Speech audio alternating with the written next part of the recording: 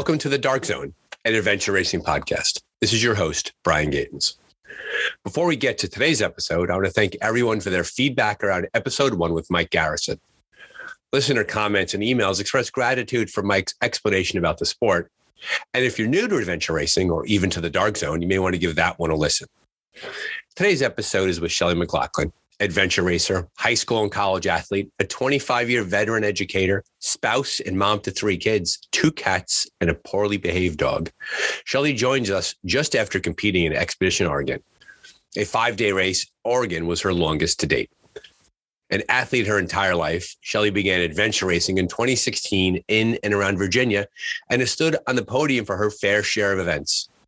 When it came to COVID-19, Shelley used that time to build her skill set, take part in virtual events, became involved in the setting up and clearing of courses, and focused on her adventure racing skills.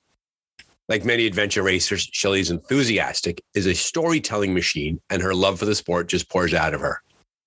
Sit back and enjoy episode 2 of The Dark Zone, an adventure racing podcast. And how did you begin adventure racing? What's some of your history? Let's see. I guess most important to state up front is I'm 48. I'm a mother of 3. I have a career behind me in education, and I've moved around the country for my husband's job. He works in college athletics. So in every city I've lived in, I've trail run and I've hiked. So about 5-6 years ago, I'm running in Richmond, and this guy comes up to me and he says, "Do you mountain bike?" And I said, "No."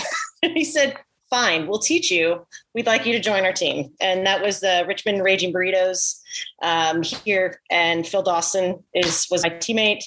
I remember taking some printed PDFs out of maps, and we're on this course, and he's navigating like it's no tomorrow. And I have no idea what he's doing. So my introduction to what adventure racing was I knew I could keep up on my feet. I knew I could paddle and loved the water. And I certainly loved the rain because I grew up in Oregon.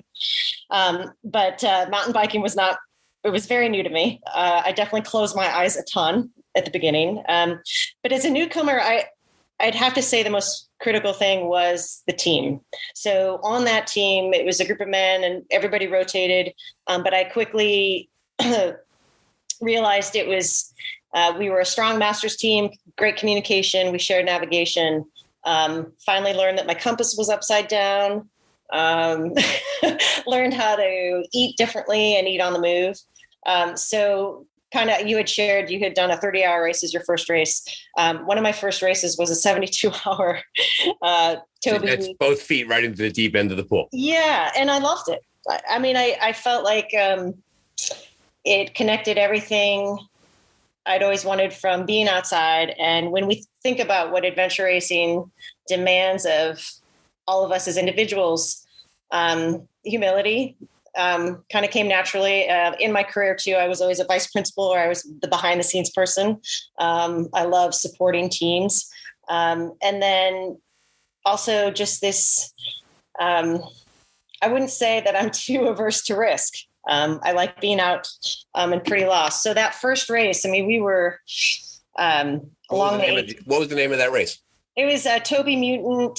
It was I can't think of the name of it. It started at Lazy Day Winery in Virginia, and the other team was MRC, and it was Shane Hageman and Rachel. Mm-hmm. And all I knew is they had fancy outfits that matched each other, and they had really nice bikes. And they said they were training for Worlds. I had no idea what that was. And there were about 3 other teams. So it was not a huge race.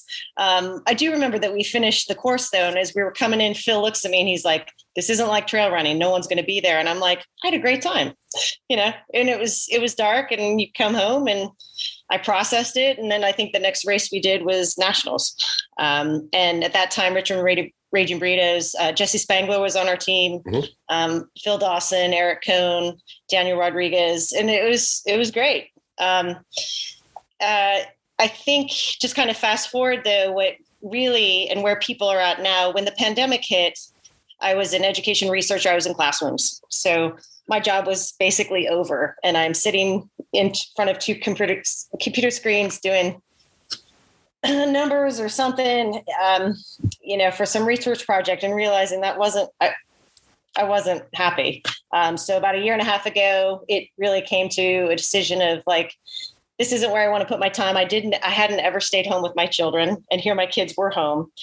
So I transitioned, and what I did as an adventure racer who had done about 3 races a year, always with Richmond Raging Burritos, I started doing virtual events. I started volunteering to set up courses and clear courses. And I just made it, I would say, 2 to 3 weekends out of every month I was out there. And so in the last year and a half, I've done quite a few races. I've been a lead nav. I've been lost by myself. I've seen rattlesnakes. I've seen bears.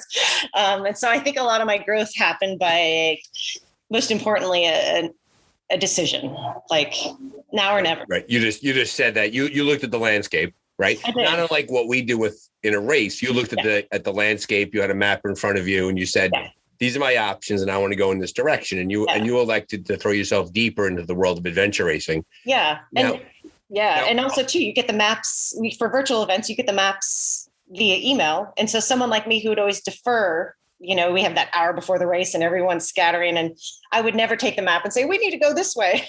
But with the pandemic, given the maps ahead of time, I really had time to nerd out. And so if a course had 35 points and I knew I only had 2 hours on the weekend because of the kids' schedules or whatnot, I went out there for those 2 hours and I said, I'm going to get these 10 points, and I'd get them. And, so slowly, and I'm not a solo racer material, never need to be a lead navigator, but it's nice to, as a supportive team member, to know how to read a map, how to know how to backtrack, how to consider, are we lost, and where do we need to go, and where's the fence, and how can we figure out where we are. So yeah, and it's interesting too, because a large part of our listenership are people who are new to the sport. Events such as the Eco Challenge, with Amazon being so big with it, being during the lockdown, we're finding more and more people are coming into the sport, having watched things like that. And so there's a certain ramp up for a lot of them that they know nothing of. Right. And so we have to be thoughtful when we talk out loud about the idea that we mentioned all of these things like clearing the course, setting the course, the fence. The people at home are kind of like, well, what are we talking about? Exactly. Roll back a bit more. And your origin story, which is the theme of the first season, is not uncommon in relation to a lot of other people, where you clearly had a bit of an adventure background, more in formal racing, and then you kind of dipped into adventure racing, and you clearly have taken a lot of enjoyment out of it. Yeah. Based on that, what did you find was in the beginning? What was the thing that caused you the most consternation? Where did you struggle the most with what part? Let's see. I think there were 3 things, but I can touch on one. When the first is how to remain connected when you're not feeling like you're contributing, if that makes sense. Say more about that. That's interesting. Yeah. So I think team sports, I've always, if I played softball, basketball, track, soccer, played in college, I think my role on a team, even if I'm not on the field or I'm on the bench or whatever my role is, I think an origin story was, are you connected? If you're not playing, are you remaining connected? And that was a huge thing. Even me as a mother of kids, one who plays college sports, I never would be that mom on the soccer field sideline saying, oh, you played a great game. I'm like, I noticed that you were connected. It matters a lot. We can see it in people's body language and eye contact. And so I think the way I would look at my intro into adventure racing was, and what I worried about was, could I remain connected if it wasn't my strength? So mountain biking was really tough. The first mountain bike I went on ride with the team, it was like, they said, don't look at the trees, you'll hit the trees if you do. So I had that down. And long story short, we finished the bike ride and I needed a beer. And here I had never been that type of, I never understood what it meant to be that focused. Women, not just women, but multitasking. I'm always thinking of 500 different things as a mother of 3 kids and I had a job and whatnot. I would say mountain biking really taught me that if you think of anything else, you're going to get hurt. Yeah. So I would say that would probably be the thing that it was most important to me, or something that I kind of worried about. And so I remember one of my worst mountain bike crashes ever was during a 24-hour event where I was distracted thinking about a work situation. And I remember it clearly, and it was 2:00 in the morning, and it got in my head. Next thing you know, I'm laying on the ground. Yes. So you're spot on. Yeah. The idea that it requires you to do that. And then another part you mentioned with adventure racing is that it requires us to push into things we're not comfortable with, right? And as a team athlete and as a longtime participant in team sports, when you're new to adventure racing, and this is good for our listeners who are on the new side, there's definitely a component of the sport where you're going to feel as if you're not really giving a whole lot to the team at that moment. Yes. Right. You feel like you're doing more of the following than anything else. And that's hard for a lot of people. Right. You're being dragged. And sometimes literally, like if they put you on tow. Yeah. Right. And we'll talk about that later. Yes. Right. And towing, as we know, is that in adventure racing, it's not uncommon for a teammate having a tough time to keep up. And this blows newcomers' minds. We actually attach a rope to that person and we help to pull them along. Yes. The first time I saw a tow in use in a race, I was like, what is this thing that's going on? Right. Yes. And so clearly you touch upon a huge component of becoming an adventure racer is that nobody stumbles into this without some sort of athletic background, as small as it may be. And it requires a brand new understanding of that. And so that was an early learning for you, was your role on the team and wrapping your head around that role. Yeah. What else did you learn in the beginning? Well, and you ended with a role. I mean, that is a role. So what I learned in adventure racing is everyone has a job. And if you don't have a job, figure out what you can do. Ask. And I think that adventure racing really, I think that's why I still do it. I'll be 50 in a year and a half, and I can't wait. 50 to 60 is my golden years. Like I can't wait to get better and stronger, because I think all of those roles are something I'd like to do. Have different races that I'm pushed in different ways. So I guess I just see a lot of opportunity for growth and networking, which I've always loved. But I think when we look at our careers and our backgrounds, and I mean, society never rewarded me as a female for having feelings or emotions. And I think adventure racing pushes you to be in touch and remain connected, not only to your team, but to yourself. And I can't tell you how often in the race I just finished, which was Expedition Oregon, Mark Latanzi would turn around. He's like, are you feeling, what are you feeling? They wanted to help. And I was like, I have no idea what you're talking about. So let's do this. So for the sake of the listener, tell us about Expedition Oregon. Tell us about that race and what was your experience like there? Okay. Expedition Oregon, for someone like me who'd been in adventure racing for about 4 or 5 years, I'd never done an expedition length race. I'd done 3 days. But the way I saw it, provided that I'm from Oregon as well, was it was kind of my Olympics. And it happened during this pandemic year where I was finally in shape. I mean, my goal for the pandemic was if anybody called and said, hey, we're going to go run the Grand Canyon, you want to come? I'd be like, I'm in.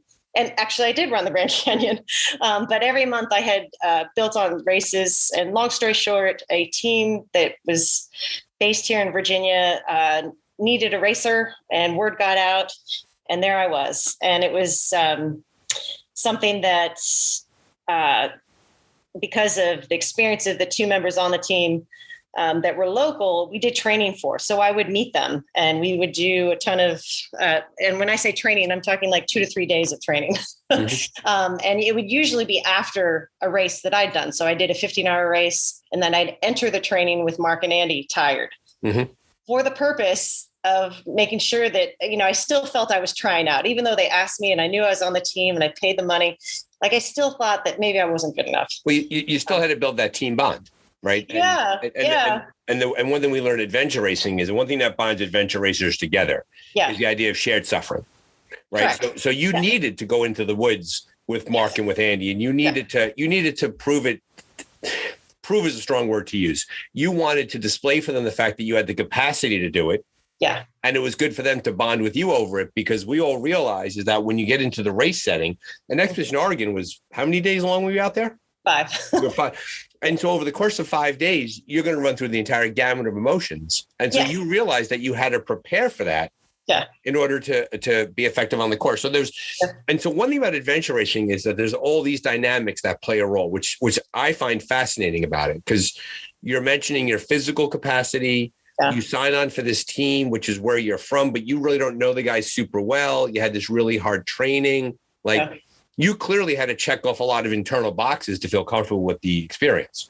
I think I had to let go of an expectation that my strengths would apply. So my strengths were moving on my feet. I always bring extra food. Like my nickname is Snacks. I love the water. And what I noticed though, that Expedition Oregon required moving on your feet while eating, something I was not familiar with, and biking at above my pay grade. And so, I sensed that from the training. And although I felt good on the training, I realized that I had to trust them, and I did. And it was, I would say as a team, we did very well in Oregon. And I would go back to why we did well was because we were prepared as a team, like we bonded as a team. And so for new folks, especially, when you're a singleton, like Andy and Mark had already raced together. So I was that new person. You really have to commit to saying, hey, you want me to join you on this race? Can we meet up beforehand? Can we go on a run? Can we run a bike ride? I learned so much from those trainings, especially too on an expedition race. You were transitioning your bike in and out of a box. And And that's another thing too, like the fact that you have to break your bike, you ride your bicycle. Yes. You have to disassemble your bicycle. You have to put it into a box, and then it gets brought somewhere, and you reassemble it there. And it's like on 3 hours sleep over 3 days. Yeah. To people who don't know the sport are like, what are you talking about? Like, what kind of crazy sport is this? Yes. I read a quote today about Expedition Oregon, and I'll paraphrase it. The bicycle riding at Expedition Oregon had everything about bicycle riding except actually riding the bicycle. You pushed it, you carried it, you towed it. Was that true? Did you find that? Was the cycling that hard there? I thought the cycling was hard. I think I also too, with the way I look back at the races, I think of it as stages. And so I know that the first 2 or 3 stages, the first stage was the pack raft. I felt awesome. I love it. And that was 100. Was that 100 kilometers? So the first stage of this race is a 66-mile pack raft. Loved it. Yeah. And yeah. So everybody now, Andy, one of my teammates, though, he's like, at 10 p.m., I'm not paddling anymore. And I look back at him going, so you start the race in the daylight and then you end at night, but, or it was dark by the time we got to the transition. And then the first major bike ride, the toughest one was, I believe 80 miles, and it was maybe 16,000 feet of elevation. Yeah. There was biking, actually, especially some teams may not have biked, but when you race with Mark Latanzi, you move. You're moving, yeah. Mark has that cross bike hybrid crazy thing he rides. It's like an amazing bicycle, and it works for him. They both have internal hubs, and I'm sitting there, we did bike, and it was a lot. Now, when there was snow, by the time we did get to snow, it was sunny and warm, and all I wanted to do was throw my body and my bike into the snow and lie down. Right. That's what I want to do. Make it stop. Yeah. So, I mean, the biking, and then the next time we biked, that would probably be like the highlight of my race. So there was biking, but I think for most people, the inclines were special. They would make Strava segment chasers so excited because it was 40% incline, a quarter mile up a hill to get to a rappel on day 5. So the biking was, and I think if once again, someone in my shoes, not having done an expedition race, I had to really look at each stage as a mini race. And that's the way I run ultra marathons as well. Like take what you have from your origins, right? My origins as the long distance runner is run the mile you're in and don't think about anything else. And that's a lesson for the folks at home, right? If people are considering adventure racing, regardless of the distance, right? Adventure racing is really a series of somewhat complicated athletic events that are broken up by transitions. So you didn't need to think about 5 days worth of racing. You had to think about 100-kilometer pack raft, then in an 80-mile cycle. And to take it all at once, to eat the whole elephant would be impossible. So you had to break it up into smaller chunks. It would. Yeah. Which brings us to nausea, which I had. Right. Well, let's talk a bit about nutrition, because Snacks is your nickname, as you shared about it. Well, when you're, on the team that I have always raced with, the guys, I think that I know them well enough that I bring extra food. Well, the pace of racing with Mark and Andy was faster, and they ate while moving. So that means they access their food while moving, which means it's in a good spot. And I didn't necessarily have the setup for that, but I tried. But what I found is I wasn't digesting my food. And so it was a pretty rough start. I think I finally had a touching moment with the side of a mountain where I dry heaved. Mark Latanzi came, put his hand on my back, and we sat down on the side of the mountain for a little bit. And they're like, "You're an adventure racer now." That's what you do, right? Yeah, they were very proud. And so I had what they celebrated as a rebound, which is I did feel better. But I had to quickly say, not only were the snacks I brought not working, but they didn't need snacks. They've raced long enough and often enough that they brought food they liked. Right. And not that they wouldn't share it, they would. It was just, I found myself kind of going back to the challenges of racing. You know, I couldn't remain connected because I was nauseous, which I'm familiar with from running. I would just say it's a little different when you're navigating at night and really having been a person that always felt strong on my feet, I didn't feel strong on my feet. So it was hard. There was a little bit of pity party going on. Right. And then I would say once we got back on the bike for that second, I think it was the fourth stage of the race, it was a heavy bike, I rallied. Right. And so our mutual friend, Abby Perkis, one time said to me during a race, I saw her in a transition era, and I too have had the in-race therapy sessions. Like, yes, it was a nice therapy session. We're going to work this out now. We have a thing going on here, and we're going to figure it out. I remember being told one time during a race that no matter how you feel, it's going to pass. Yes. So if you feel like $1 million and I'm the king of the world, well, give time. Yeah. You're gonna bottom out, and when you bottom out, same thing. And I've also learned that a well-timed, sugar and caffeine are magical, right? Yes. That when taken at the proper time, you kind of rebound. But to your point, when you went through that rough go of it at that one section, you had enough experience and capacity in yourself to realize that you just had to make it through that section, and then a rebound was on the way. And you had to learn that over the course of racing. I did, but I would say that it was a new low. And I think, as I said, we had that therapy session on the side of the mountain, and it really helped. But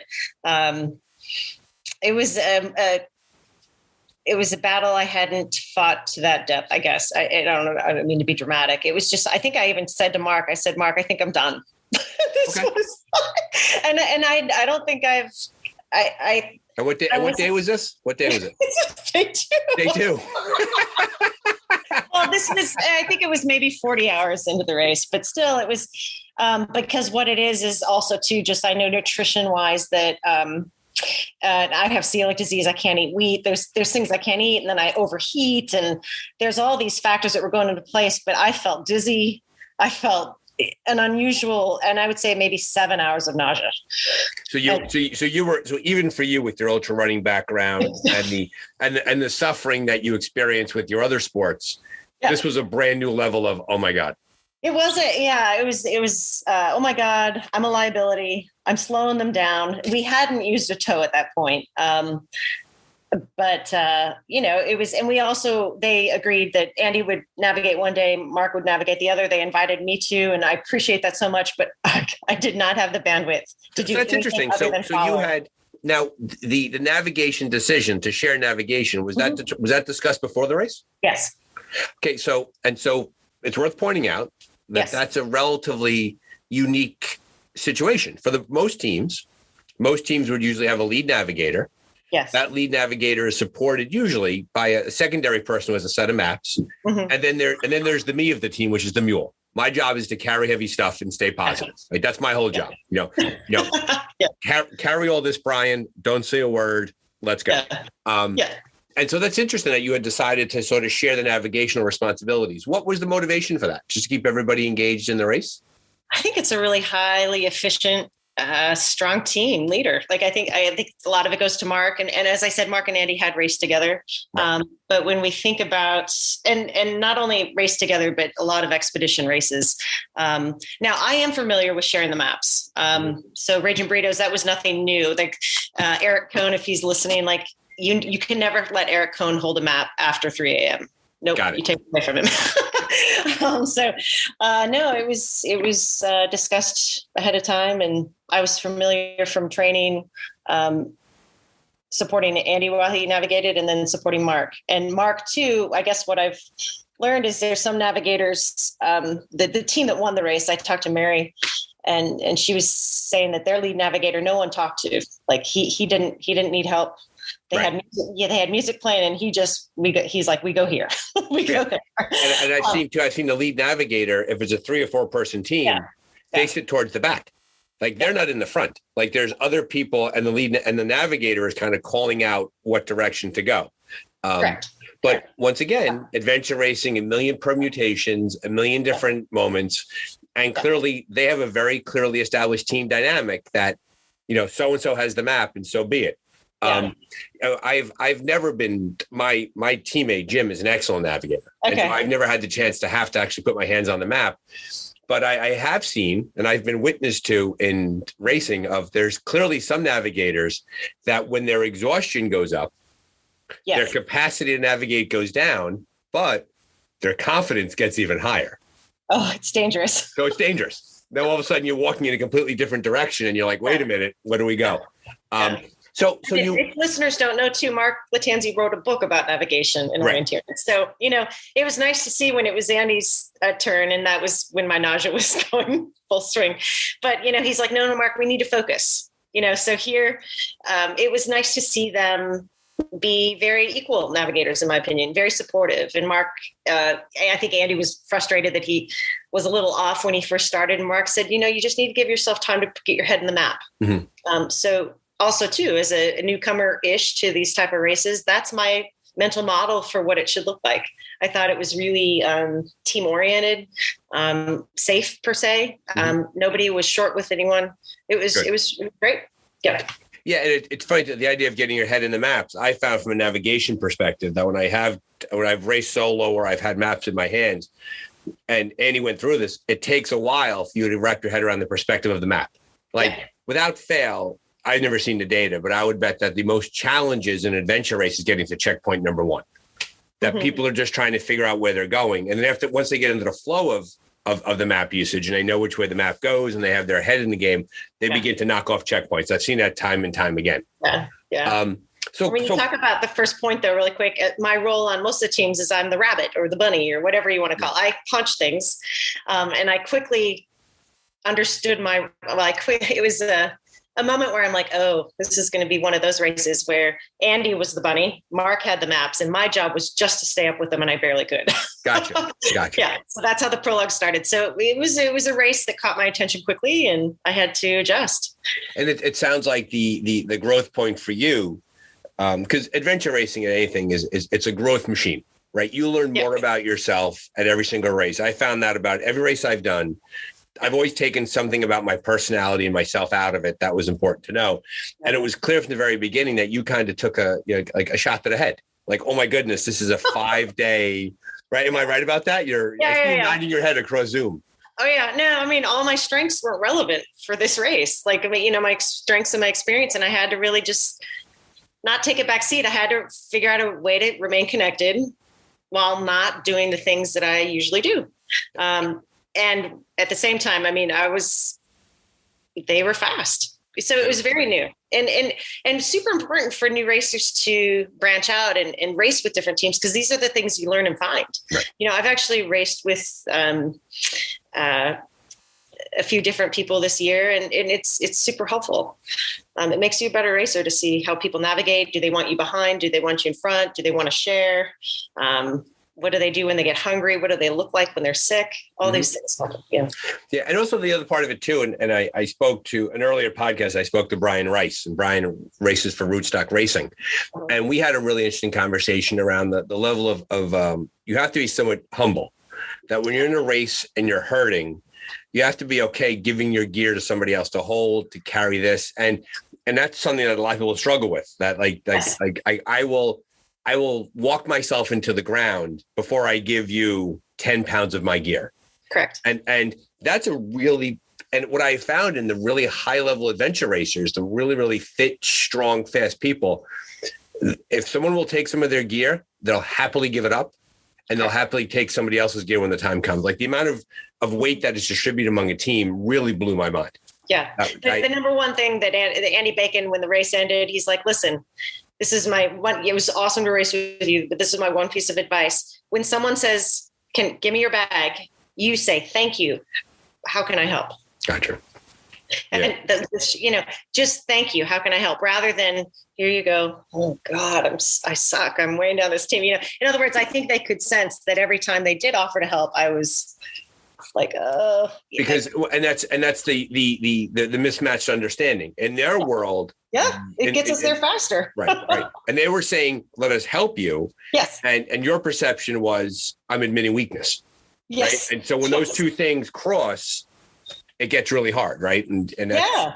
It takes away positive energy. I mean, I see it so much differently now. And now because I was towed for the first time on foot this race.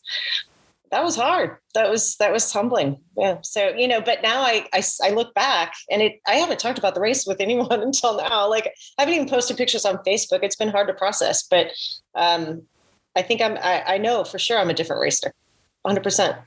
And so clearly, like I said before, adventure racing it's a growth machine, right? Yeah. You just learn so much about yourself during it. And as you're talking about it out loud for the first time, I could see you processing yourself now as you talk about it. This is my therapy. So in a desire, let it out. It's all you're safe, Shelley. Let it out. In a desire to look at it from both ends, like, so what were you really good at during the race? When you look back and you say to yourself, I really brought this to the team. And the answer can't be nothing, right? You have to have brought something, even good snacks. There are a few relative highs in the race. And I think Mark and Andy would just say, yeah, when you get that girl in the boat, man, she's happy. Although the boating section was portaging for the second stage of boating, but I even enjoyed that. I think I provided...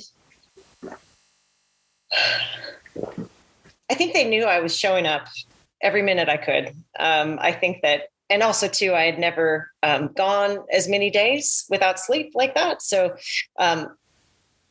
it's hard. I'm still, and I think this is maybe an adventure race personality. You still knock yourself. You're like, God, couldn't I have done a little more?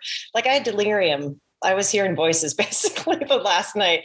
And so I'm on a tow and it comes out of my teammate's backpack and it's around my waist. And so I'm very close to him and not navigating. And I just need to lie down. But I know from throughout the previous few days in the race that we don't necessarily stop. We'll slow down, but we need to keep moving. And that means on bike or on boat or foot.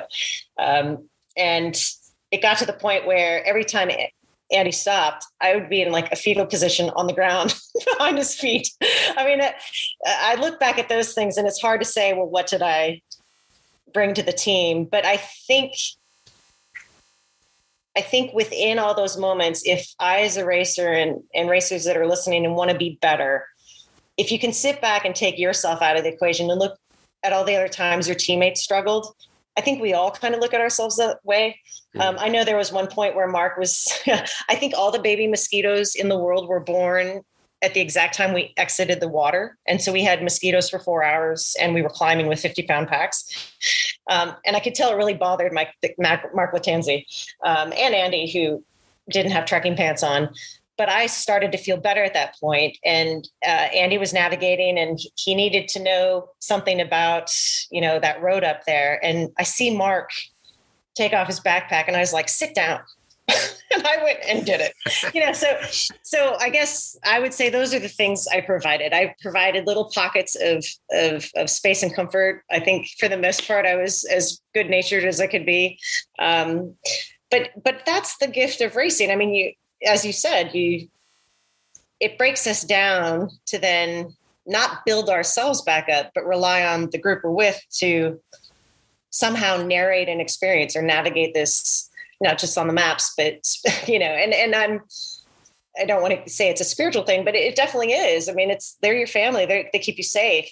So that night I had delirium. Mark and Andy, we all struggled. We got in a bothy, which is this crazy, I was in Scotland. I had a panic attack in one.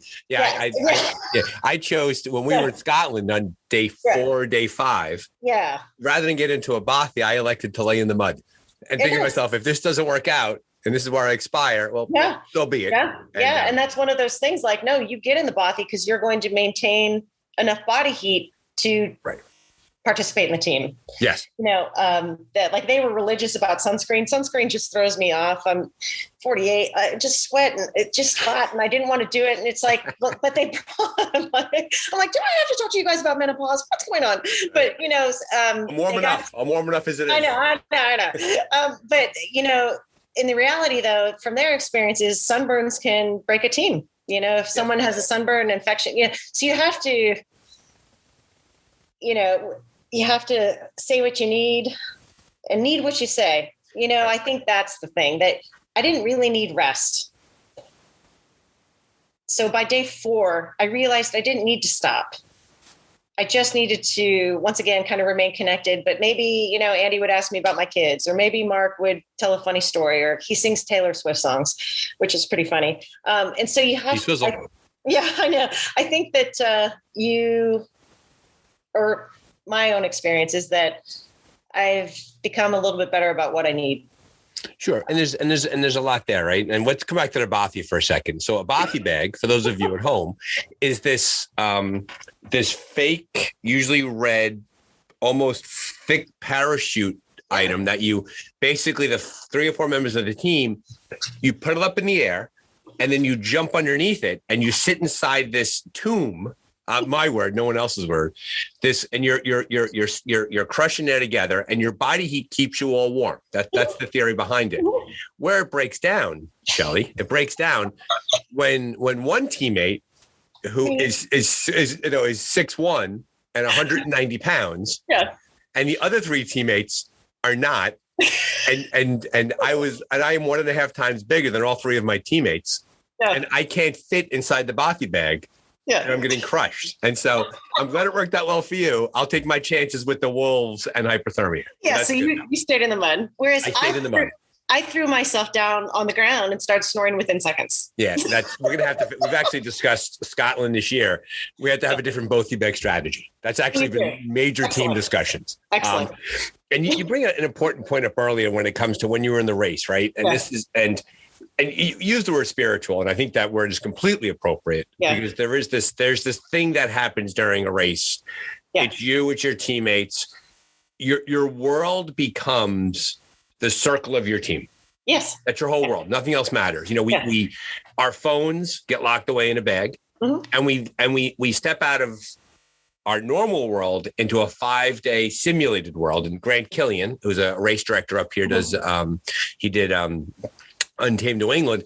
He talks a lot about how these are contrived inconveniences, that we make we put ourselves into these situations. And in there, we kind of learn something. And you earlier, when you were discussing your self-talk, it reminded me of an expression I heard once. I would never allow you to talk to me the way I talk to myself. Yeah. Yeah. And so what you're thinking about yourself and to everybody out there, I guarantee you that if I got Andy and Mark on this podcast, they'd be like, she was great. She kept up. She was fine. But we never see that about ourselves. Yeah. We never do that. And adventure racing applies that in a very large way. That we kind of learn that about ourselves. And also we think everyone's paying attention to us. They're really kind of not. They're focusing on surviving themselves. Yeah. Right. Yeah. Yeah. Yeah. So, go ahead. No, I was just going to say, I mean, a newbie mistake is like we are on that last track. I know we're not sleeping anymore in the race, and Andy's navigating that section. I remember, and he stops us all, and he's like, "Everyone's got their lights. Yes, everyone's got food. Yes, we got this. It's going to be hard." We get out there no more than a mile, and I realize I don't have what I thought I had. Yeah, you just don't have it. Yeah. Yeah. So when you say Yeah. So I just went inside and just said, I'm just banging my head, just going like, how could you have done this? Like, it's an easy mistake to make on day 4 of a race, but within that moment, I had a hard time. I was wasting energy being hard on myself. Yeah. And I tell you, funny you bring that up, right? Because there's something about our sport. Mm-hmm. I was reading something this morning on Facebook, a fellow racer, strong racer, him and his wife were racing. They literally left a whole set of maps behind.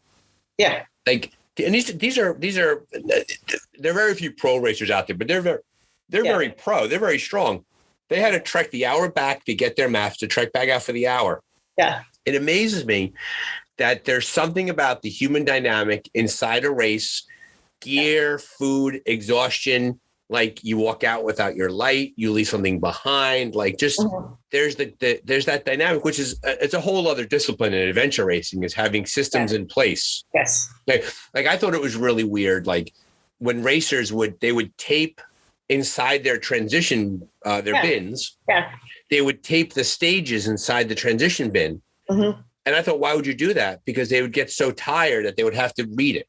Yeah. And that's a tool to help them, prevent them from making a mistake, from making an error. Right. And so, once again, a big part of it is strategies that we have to use to succeed in races. Right. But sometimes we just mess it up. You just blow it sometimes. Yeah. And you're a team. So if one person brings the wrong light, then the person, it was definitely, it's a cascade effect, right? And so you have to figure out, okay, well, I forgot my light and I'm walking really slow, but I have to stop this thinking, because you can't remain connected. So I would say this race in Oregon, I was farther behind my team than I've ever been.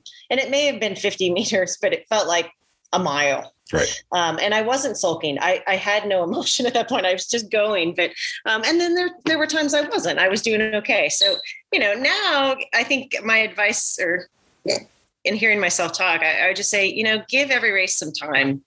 You finish it and you come home, and both Andy and I were commenting, we both have kids, and you're commenting, I came home and it's like, okay, middle school, high school, I just jumped back into life. And although I do give my family some prompts to ask me based on their personalities, what made you laugh? What was your favorite sunrise? Mm-hmm. My youngest son wants to know about poop, animal poop. Who doesn't?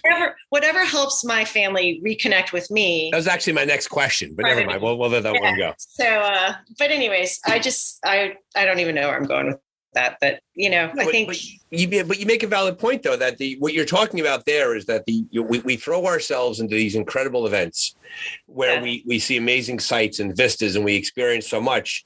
Yeah. It's too much for us to absorb at any one time. It has to sit. It has to process over time. Right. And it comes out. I came back last week from the 36-hour race, Two River Adventures by Rootstock, and fantastic race, cold, wet, and rainy the whole time. Yeah. And I was sitting on my couch the day I got back, and I had a longer weekend, and I was talking to my wife about the race and like my son, and I started crying about a part of the race. Yeah. And I literally got emotional where my son was like, "You all right, Dad?" And it was all about, we passed through this little town called Blossburg in north central Pennsylvania. They had their annual coal festival. Okay. And they had a parade, which we missed, mind you, but they had a parade. And I was so struck by how much these people love their community. Mm-hmm. And I was like, it overwhelmed me. Like, they just love who they are, what they do. Yeah. And it was because of the fact that I was tired and I was emotional and I was processing out the race myself.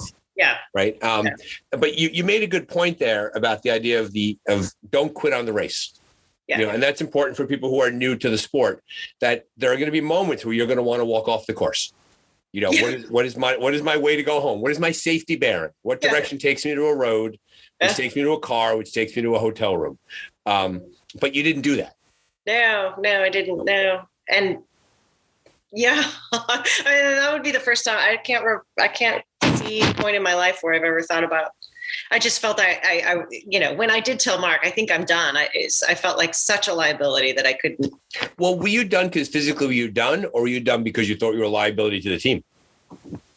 I think I thought I was going to pass out. I couldn't stop the nausea. I couldn't figure out how it was a mix of things. I certainly physically was not tired. It wasn't a physical Gotcha. thing. It was my stomach and my head. Gotcha. Just a different kind of nausea. But once again, I would pinpoint it now in reflection. It was 100% avoidable if I trained by eating while moving. Got it. Boom. Got it. And now I just pack a damn sandwich. And that was a funny thing. Like the guys had sandwiches. I didn't. That's one thing. It's one thing I've learned too, is that from a nutrition perspective, the ability to consume food wrapped in plastic for more than 24 hours is impossible. Impossible. You have to eat real food. Yeah. It can't be Cliff Bars and goos. Your body just shuts down the entire time. You know. So and filter and then treated water too. That would be something that, So I think that I'm glad I didn't quit. I don't think I thought I would quit. I mean, the words came out of my mouth though. And here, Mark, he's like, well, I don't know you well enough.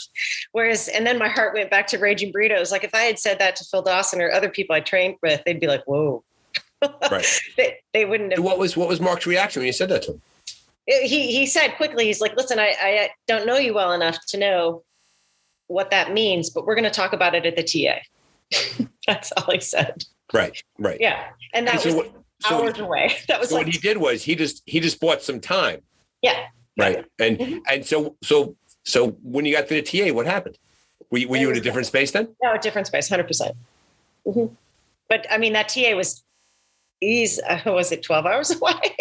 I mean, it was a race away. I mean, so a lot of races that we do are 12 hours, 24 hours, you know. Yeah, but I made it and they celebrated. It was funny. There's always a point in an adventure race where the team talks about food and you all talk about what your spouses cook or your partners or your roommates or whatever. And I would say that within that same stage of me throwing up on the side of the mountain and telling Mark I was going to quit, we had that nice conversation that it's like a blankie or a wubby or something. Every race you come to the point where everyone's talking about food and their favorite food and everyone's happy. Right. And that was the only time we really got lost in the race too, which was funny.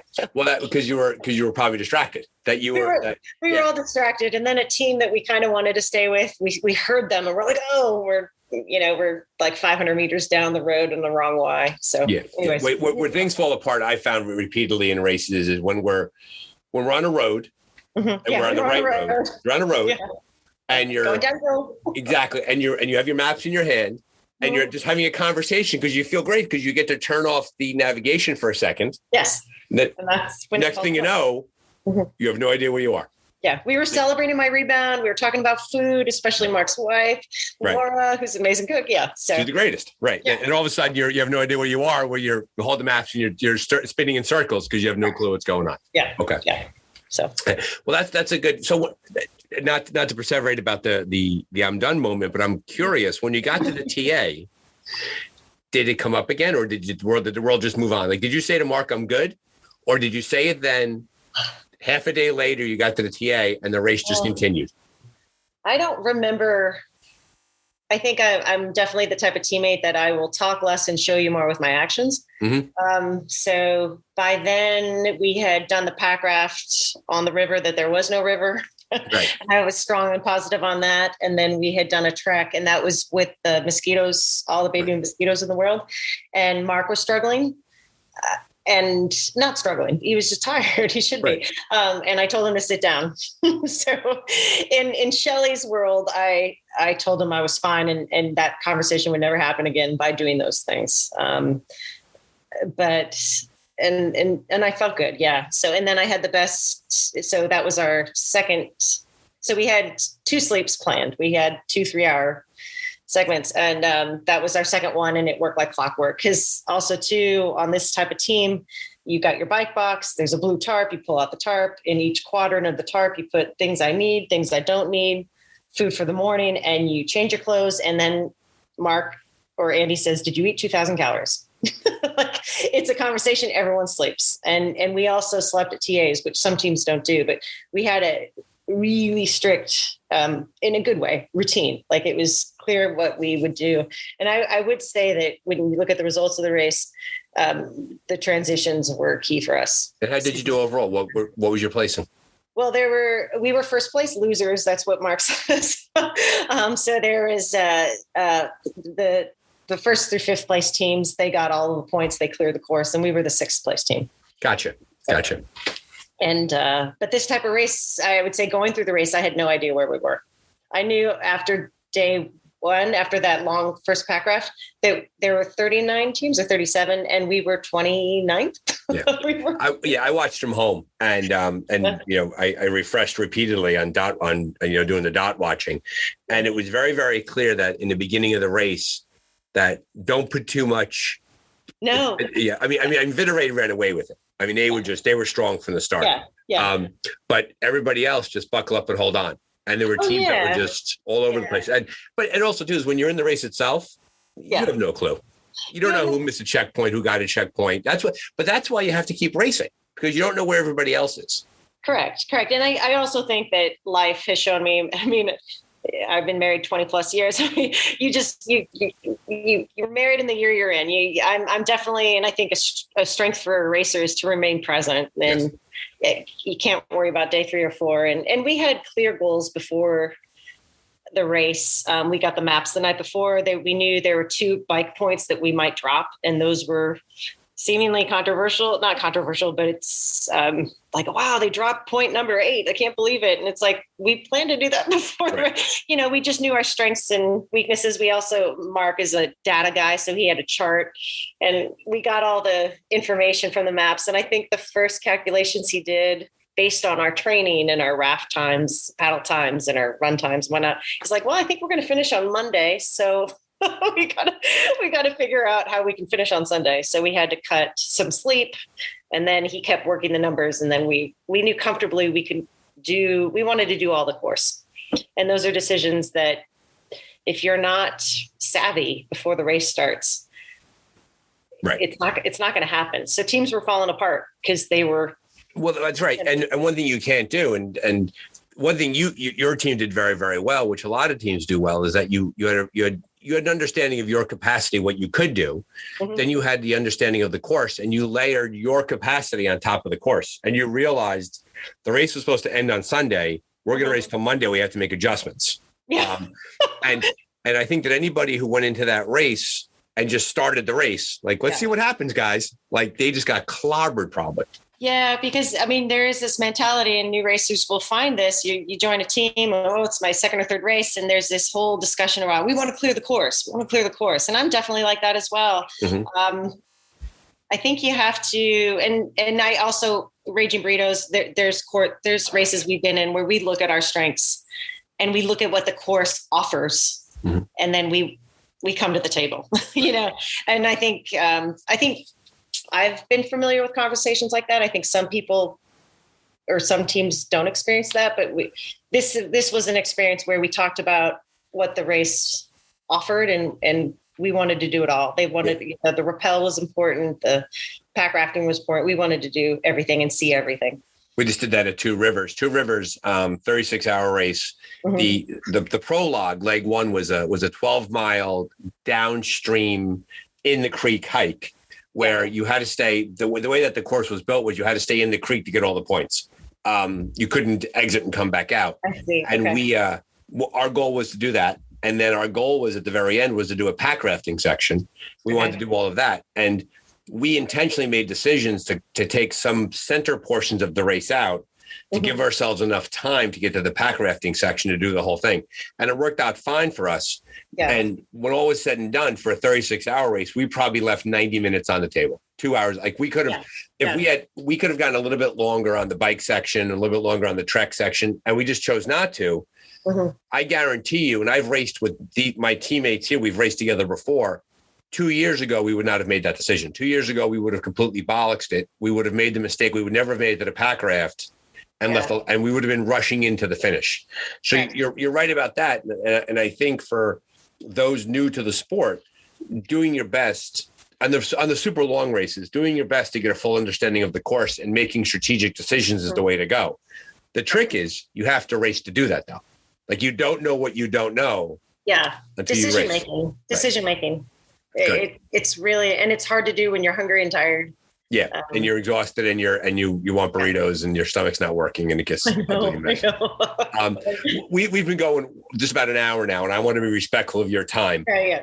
So there's a few a few questions I finish up with at the end of every podcast, right? And so we've covered some of them, but I want to revisit them for, my OCD kicking in. What is your favorite race food? And I feel bad asking you that question, by the way, because you've mentioned nausea 9,000 times in this podcast. But what's your favorite race food? Sandwiches. The sandwiches. Make a sandwich. It never fails. Gotcha. Never fails. Yeah. Which, of course, you've just paraphrased the great American statesman Homer Simpson, which his line was, "Sandwiches, they never judge you," which is a famous line. They don't judge you. A slice of salami, cheese, and a toasted roll so it doesn't get soggy. Yeah. Very nice. No brainer. Yep. Go in. Now, for this one, you cannot answer Expedition Oregon. Okay. You cannot. A race you'd go back to in a heartbeat. Uwari 18-hour race. Uwari 15. Yeah. Uwari was great. What made that so great? By the way, you answered that instantaneously. I know. Well, I think Facebook memories came up today. Okay.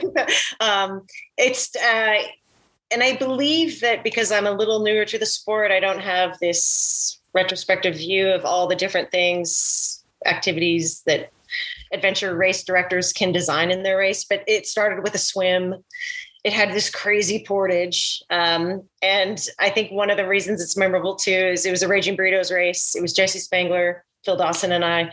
And we had Phil's mothership, which is this wooden canoe that he built. And so it was this 3-person kayak, like heavy as can be. And it's also the race where I got my nickname Snacks because I had like 3 Nesquik chocolate milks like in my PFD bag, which you're not supposed to do, but I did. And I pulled them out and we're sitting in the middle of the water going, this boat is so freaking heavy. And I'm 5'6" and Phil's like 6 something and Jesse's pretty tall. And, here I'm in the middle, like on my tippy toes trying to help, it was like, guys, I've got chocolate milk. So anyways. I can't bring the height. I can't bring the chocolate milk. So, yeah. So I can't reach the canoe. The canoe I can't reach, but Snacks, I'm your woman. You've come to the right person. And it was also maybe my 3rd or 4th race. Like I don't know if I can say it. I had shit to my game at that point. Like I knew what I was good at.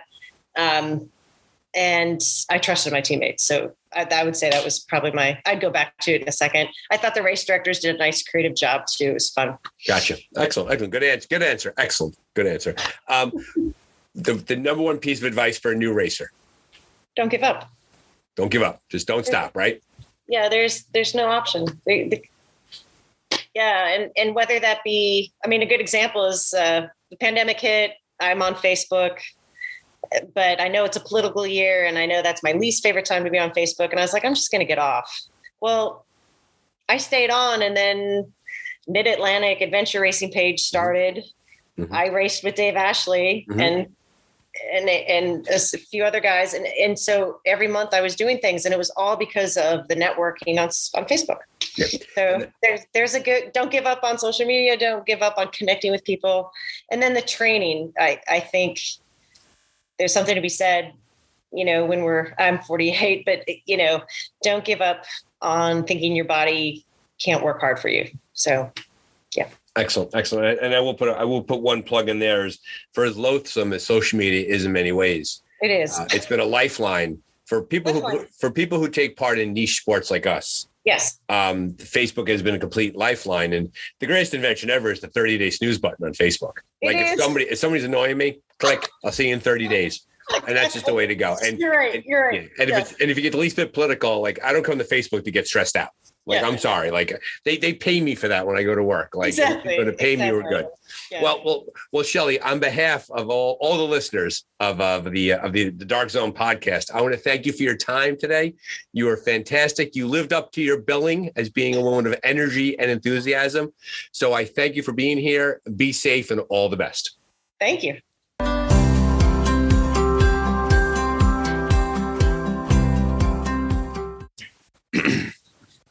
Thank you, Shelley, for joining us on the Dark Zone. What's next for Shelley, you may ask? Well, besides keeping an eye on that poorly behaved dog and eating some sandwiches, she's training for USARA National Championships to be held in Wisconsin and the Adventure Race World Series World Championships in Galicia, Spain in the fall. Please check out our website, www.ardarkzone.com, or drop me an email at brian@darkzone.com. Remember, check your maps and check on your teammates. Thank you, Shelley, for joining us on the Dark Zone. What's next for Shelley, you may ask? Well, besides keeping an eye on that poorly behaved dog and eating some sandwiches, she's training for the U.S. ARA National Championships to be held in Wisconsin and the Adventure Race World Series World Championships in Galicia, Spain in the fall. Please check out our website, www.ardarkzone.com, or drop me an email at brian@ardarkzone.com. Remember, everybody, check your maps and check on your teammates. Be safe out there.